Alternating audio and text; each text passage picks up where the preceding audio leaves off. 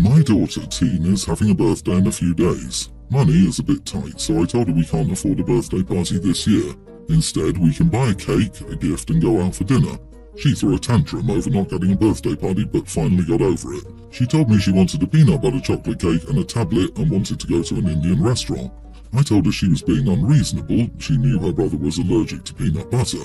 I even offered to buy her a cupcake, but she insisted on having a cake. So I said, "Fine, you're getting a chocolate cake then." We had another argument over the gifts because I couldn't really afford a tablet, so I asked her to choose something else.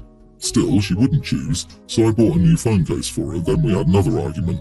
She knows neither I nor her siblings eat Indian food, so I told her we'll go to her favourite fast food instead.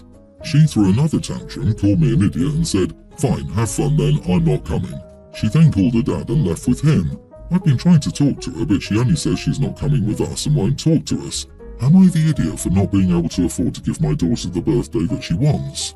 So you said she can't have a party, but she can have a cake, but not the one she wants, so she can have a gift, but not the one she wants, so she can have a meal out, but not the one she wants. Is money just as tight when it's her brother's birthday? You are the idiot. Compromise is one thing. Shooting down every alternative she gave is just something else. No wonder she's going with her dad. Maybe he'll at least give her something she likes. I think OP nulled the allergic argument by saying the daughter could have a peanut butter cupcake while they all had chocolate cake. If the allergy was that severe, a cupcake wouldn't be an option either, surely. What extra blows my mind about the cake is OP offers to get the birthday girl a cupcake. If the brother is allergic, I mean he hates peanuts, why isn't he getting the different flavour cupcake? Yeah, that's a good point. The poor girl, she doesn't get the gift, the restaurant, or the cake of her choice. It's her birthday. Let her get one thing she wants. The cake would be the least expensive, and you can't even do that for her. Let me guess, her brother is perfect. I believe this is just one part of a bigger issue. The girl requests for her own birthday dinner and cake to be things she likes are reasonable, but OP can't even be bothered to do that, not because of time or money constraints, but because her siblings don't like those things. If she can't even get her preferred food and cake for her birthday, I'm willing to bet that she loses out on a lot of things because it's inconvenient or not accommodating for her siblings. What do you want to bet the siblings are step or half sibs? I was wondering about the exact same thing. When I reached the end of the story, where she called her father and left with him, I went back and reread everything. It brings up a lot of questions about family dynamics that were conveniently left out. OP, you didn't give her one single thing she asked for. Instead, you made it all about her siblings. Her tantrum is because this kind of thing happens a lot. You even talk about how your other kids never pull this. I wonder if your younger children have a different dad. It almost seems like you intentionally treat this child differently. My birthdays were always like this, catered to everyone else except me. I just stopped celebrating and don't really go out of my way to see my parents anymore. My dad married Lucy when I was 8. My dad met Lucy at a support group for grieving widows and widowers. They were dating almost immediately after the meeting, 6 months after my mom died and 11 months after Lucy's first husband died. Lucy has a daughter Maisie who was 7 when her mom married my dad. Maisie and I never got along. We're toxic together. Pretty sure the reason is we were two grieving kids who had lost a parent, struggling with the loss of said parent. Our surviving parent married the others, and suddenly, the step-parent is being over-pushy and calling us their kid. We're not getting what we need from our actual parents. Lucy especially was bad. She called me her daughter before they were officially married, and she told me years ago that she was saving her engagement ring from her first marriage for me, which was a family heirloom her parents gave to her first husband. I told her I didn't want it, and she ignored me. She even ignored her own parents, saying they wanted Maisie to have it and not me. She was offended they would treat her as less of a grandkid. But it's true, they're not my grandparents, and I am not their granddaughter. Now I'm nearly an adult and Maisie is a teen, and I don't know exactly how it all happened. But Maisie was told by Lucy that the engagement ring from the marriage to Maisie's dad was being saved for me, as her oldest daughter, and Maisie lost it. She yelled and screamed at her mom that she was her daughter, not me, that her dad proposed to her with the ring, not mine, and if anyone should get it next, it should be her. I was yelled at next. At the time, I was oblivious to the fact she'd yelled at her mom, but Maisie called me a thief, said she hated me, said I should have died with my mom instead of stealing hers and stealing a memory of her parents' marriage, and that I was a selfish witch. I couldn't believe Lucy told her daughter she was giving me the ring after I said I wouldn't want it. So then I yelled at Lucy. I told her I didn't want her stupid engagement ring, that it was meaningless to me and that she would never be my mom. If she thought the ring would do anything but go to waste if saved for me, then she was mistaken. I told her to give it to her own daughter and stop being such an uncaring mom to her. My dad told me about what Maisie said to Lucy after I stormed off. He told me I piled on Lucy and it wasn't right. He asked me why I had to be so angry about the ring, and I told him nobody but Lucy wanted me to have it, and I was seen as selfish when I didn't want the damn thing and told her as much. He said I owed Lucy an apology and to give her as my mom a chance because he was tired of us being a fractured family. He also told me I was a real idiot to Lucy. I told him that's what you get when two fractured, grieving families get forced on each other. Am I the idiot? It's ironic that this ring is the one thing you and Maisie can finally agree on. The enemy of my enemy is my friend. You are not the idiot. I feel for Maisie too after reading what you just wrote. I understand what the two parents were trying to do, why and how hard it can be, but they need to let it go and allow the two of you to coexist neutrally rather than try to force closeness. Jesus, I cannot imagine what goes through Lucy's mind when she wants to give the ring to you instead of Maisie, as it belongs to her father's legacy. You have the right to have the memory of your mom, and Maisie has the right to the memory of her father. Your step-parents shouldn't be forced into a situation where they want to completely replace the original parent.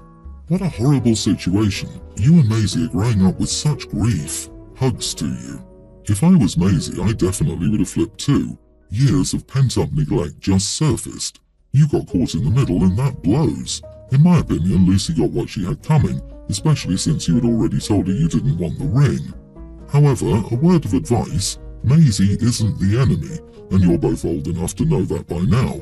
If I were you, I'd try to write a letter to Maisie detailing everything, and I mean everything. Good luck, OP. So, I'm a 28-year-old dude who's lived in my house for a few years now. One of the main reasons I chose this place was because my bedroom faced east, allowing me to wake up to the morning sunlight. Most mornings I wake up before my alarm goes off just because the sunlight from the window wakes me up. There used to be a tree line that provided a natural barrier between my house and any potential neighbours, so I never saw the need for curtains or blinds. Along with that, they were expensive for the nice ones. Recently, my neighbourhood expanded, and most of the tree line my bedroom faced was cut down to build new houses. So boom, a house was built right across from mine, and their window had a clear view into my bedroom. I've always been comfortable sleeping naked, it wasn't an issue when no neighbours were around, but not long after the people moved in, the father from the house came over to my house and pretty much told me to stop being nude in front of my windows, since his family could see inside my bedroom. He wasn't nice about it. He wasn't mean either, just matter-of-factly like he gave me an order and fully expected it to be done like I was his kid or employee. I was somewhat surprised but understood his concern, so I made an effort to be more mindful of my outfit when in view of the window. I stopped cleaning and making my bed before getting dressed. Instead, I'd hop out of bed, walk into my closet and at least put on shorts, then go about my morning chores. That being said, I still sleep naked and occasionally become visible to the neighbours for a brief moment after waking up. The father came over again, leading to an argument between us. I told him I was trying my best to be considerate, but there's only so much I can do and that it's my house and I'm not changing my lifestyle because they moved in. He threatened to call the police and said I was being a menace to the neighbourhood, whatever the heck that means. So, am I the idiot for continuing my lifestyle even though my neighbours can see into my bedroom? Not the idiot, he can put up curtains to block his view of your house.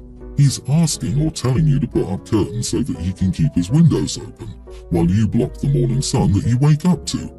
Just like my grandma, who complains I never phone, like phones, curtains work both ways. If he bothers you again, ask why his family spends so much time looking in your bedroom. What a moron. I think it depends. Is he standing in front of his bedroom window right across from the dining room window? I don't think it's right to assume they're going out of their way to look in a window without any information, really. For all we know, OP stands legs apart to look at the sunrise in front of a sliding glass door visible to everyone.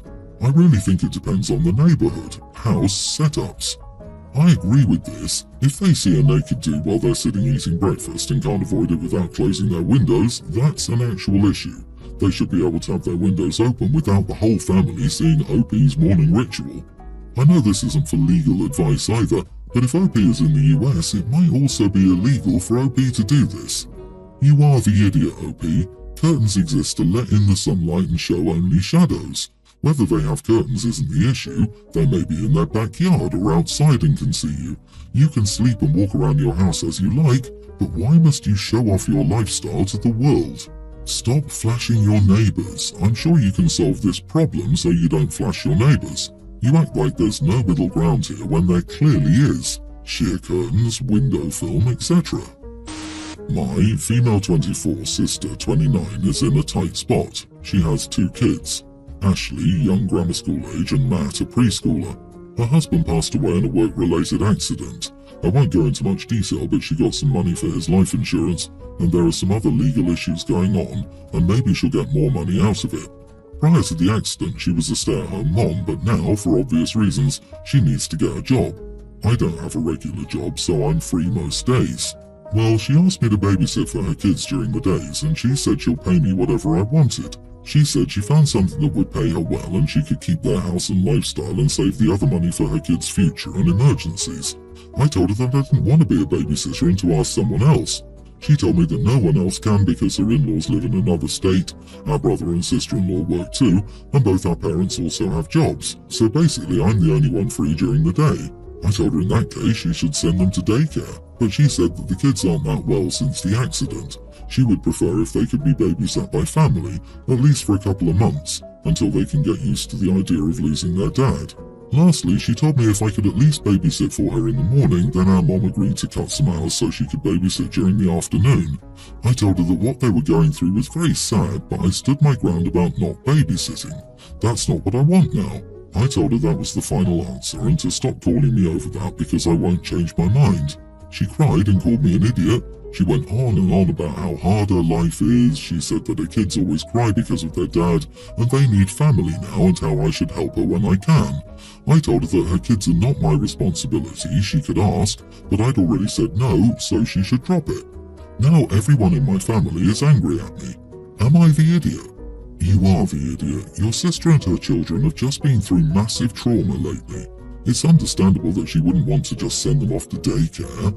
After years of your niece and nephew having their mom home all the time, they've lost their dad and their mom is going back to work. They're 6 and 4. They don't fully understand and won't for some time. She's offering to pay you, but it'll be short term and you aren't working.